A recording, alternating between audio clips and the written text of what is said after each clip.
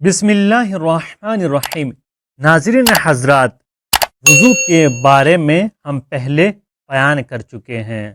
آج کا سوال ہے، کتنی چیزوں کے لیے وضو کرنا واجب ہے؟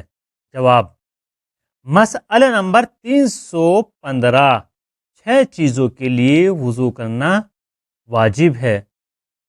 پہلے، اول، واجب نمازوں کے لیے سوائے نماز میت کے اور مستحب نمازوں میں وضو شرط صحت ہے۔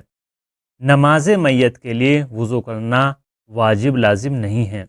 دوسرے، اس سجدے اور تشہد کے لیے جو ایک شخص بھول گیا ہو جبکہ ان کے اور نماز کے درمیان کوئی حدث اس سے سرزد ہو، مثلا اس نے پیشاب کیا ہو، سجدہ سہو کے لیے وضو کرنا واجب نہیں ہے۔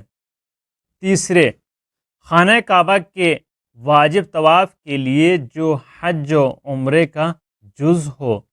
چوتھے، وضو کرنے کی منت مانی ہو یا عہد کیا ہو یا قسم کھائی ہو کہ میں وضو کروں گا تو وضو کرنا واجب ہوتا ہے۔ پانچویں، جب کسی نے منت مانی ہو کہ مثلا قرآن مجید کا بوسہ لے گا تو وضو واجب ہے۔